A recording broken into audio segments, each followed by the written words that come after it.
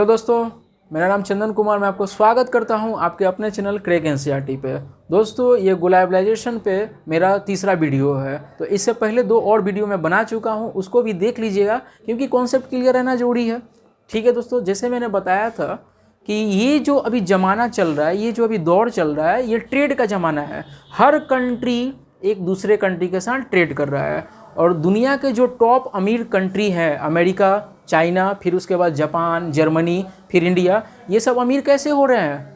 अमीर इसलिए हो रहे हैं कि ये क्या कर रहे हैं, ट्रेड कर रहे हैं दूसरे देश के साथ। अपने यहाँ बहुत सारा सामान बना रहे हैं और दूसरे गरीब देशों को, डेवलप देशों को, डेवलपिंग देशों को बेच रहे हैं और फॉरेन करेंसी अपने यहाँ इकट्ठा कर रहे हैं। ठीक है दोस्तों, तो मैं आपको बता दूँ कि अभी कोई ऐसा कंट्री नहीं है जो ट्रेड नहीं कर रहा। सिर्फ नॉर्थ कोरिया को छोड़ दीजिए। ठीक है, नॉर्थ कोरिया को छोड़ के हर देश ट्रेड कर रहा है, क्योंकि मैं पहले भी बता चुका हूँ, क्योंकि हर कंट्री के पास पूरा रॉ मटेरियल नहीं है, पर उसे सामान तो सभी पूरे चाहिए। तो उसे किसी से रॉ मटेरियल लेने होंगे, बनाने होंगे और किसी अलग कंट्री में बेचना होगा। तो इतना जो ट्रेड चल रहा है, इसको कंट्रोल करने के लिए कोई इंस्टीट्यूशन होना चाहिए या नहीं चाहिए? तो कंट्रोल करने के लिए ये संस्था है, इसका नाम क्या है? World Trade Organization. इसका इस्टेब्लिशमेंट कब हुआ? 1995। याद रखिएगा, दुनिया में जितना भी व्यापार हो रहा है, जितना भी बिजनेस हो रहा है, अरे भाई क्या बोल रहे हैं अभी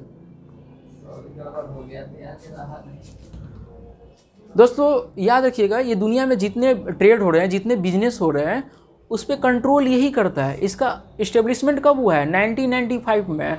अब मैं आपको बता दूं, इसके बारे में और अच्छे से हम लोग जानते हैं। ये इसका हुआ है 1995। इसके पहले भी एक संस्था था जिसका नाम था गेट, इसका फुल फॉर्म ये होता है general agreement trade and tariff. पर ये उतना पावरफुल इंस्टीट्यूशन नहीं था। ठीक है, ये पावरफुल इंस्टीट्यूशन नहीं था। कोई भी देश पे फाइन लगाने का इसका पावर नहीं था, किसी भी देश को ये ऑर्डर नहीं दे सकता था। पर WTO दोस्तों ऐसा नहीं है, इसको ख़त्म कर दिया गया। अभी ये चलता है World Trade Organization. World Trade Organization इतना पावरफुल है कि किसी भी देश को इकोनॉमी को हिला के रख सकता है। जैसे समझिए, हम जापान का बनाए हुए सामान को खरीद रहे हैं, ग्लोबलाइजेशन अपना लिए हैं। इसलिए अगर हमारे सामान को उसने टैक्स बढ़ा दिया या वहाँ से लौटा दिया कुछ भी बोल के, या हमारे कंपनी पर बैन कर दिया, या हमारे लगाए हुए बाहर कंपनी को परेशान कर रहा है, तो हम केस कहाँ फाइल करेंगे? WTO में। और WTO उस पर क्या करेगा? WTO उस पर इंक्वायरी करेगा, उस देश को ठीक करेगा। अब जैसे एक और उदाहरण, जैसे हमने अमेरिका को बनाए हुआ सामान पर टैक्स बढ़ा दिया, इसका मतलब उसको महंगा कर दिया, तो अमेरिका कहाँ जाएगा? WTO में जाएगा, कंप्लेन करेगा वहाँ पे। ठीक है, तो फिर क्या होगा? हमारे जितने भी सामान है, जो भी हम बनाते हैं, उस पर हर देश टैक्स बढ़ाने लगेंगे, तो हमारा जो GDP है वो भी गिरेगा, जो ट्रेड हम लोग कर रहे हैं वो भी गिर जाएगा। इसका मतलब आप समझ सकते हैं कि WTO का कितना पावरफुल इंस्टीट्यूशन है। याद रखिएगा दोस्तों, एकमात्र दुनिया में यही संस्था है जो पूरे ट्रेड को कंट्रोल करता है। इसका स्थापना कब हुआ? 1995। और एक बात याद रखिएगा, अभी कुछ दिन पहले का मैं घटना बनाता हूँ।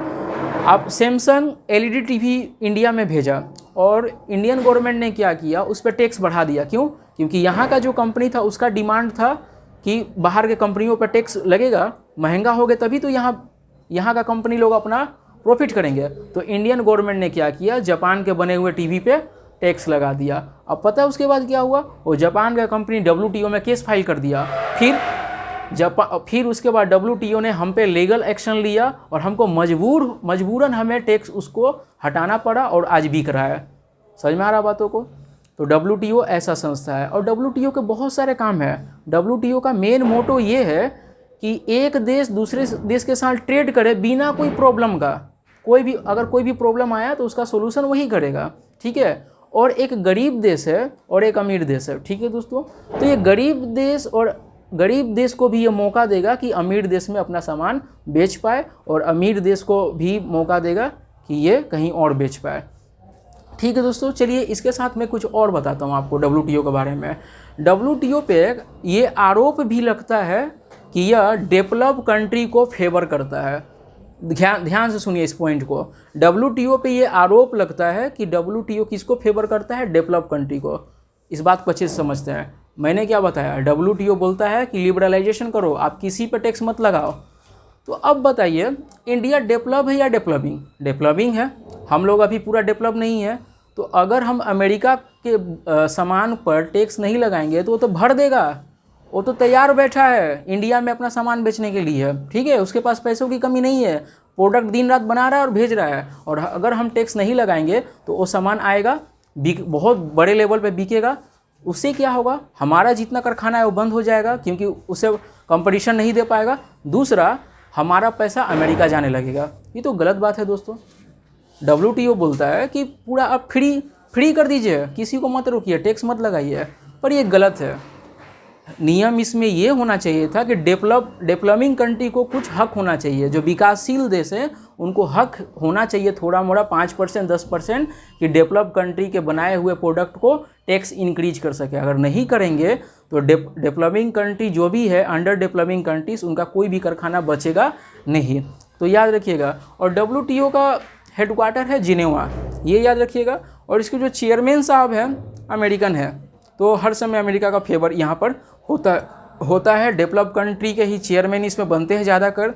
और वो लोग ऐसा पॉलिसी लाते हैं कि डेवलपिंग कंट्री को परेशानी होता है। जैसे इंडिया को बोला जाता है कि आप किसी पर टैक्स आपको नहीं लगाना है, आपको सबसे बिजनेस करना है, सभी प्रोडक्ट को आने दीजिए इंडिया पे। पर क्या हम अमेरिका के बराबर GDP हैं? क्या हमारे पास अमेरिका जैसा पैसा है? हम क्या उस क्वालिटी को मेंटेन कर पाएंगे जो क्वालिटी अमेरिका में बनते हैं? तो इसका मतलब ये हुआ कि हम इंपोर्ट ज़्यादा करेंगे। तो यही इसमें एक खामी है, उसको एक समान नज़र से सभी को देखना चाहिए, ठीक है। तो वो फेवर करता है डेवलप कंट्रीज़ को।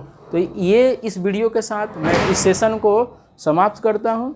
अगर आपको लग रहा है कि आपने इस चैप्टर को बहुत अच्छे से समझा और अगर इसमें कोई भी आपको प्रॉब्लम हो रहा है तो आप कमेंट बॉक्स में टाइप कीजिए। मैं हर समय हाजिर हूँ आपके लिए, मेरा चैनल पूरा आपके लिए बना हुआ है, ठीक है दोस्तों। तो अगर आपको लग रहा है कि आप कुछ सीखें मेरे चैनल से तो प्लीज़ लाइक कीजिएगा। आपका लाइक मुझे बहुत मोटिवेट करता है, ठीक है दोस्तों, बहुत हिम्मत देता है मेरे अंदर कि मैं नए नए वीडियो को आपके सामने ला सकूँ। और दोस्तों सब्सक्राइब करना मत भूलिएगा।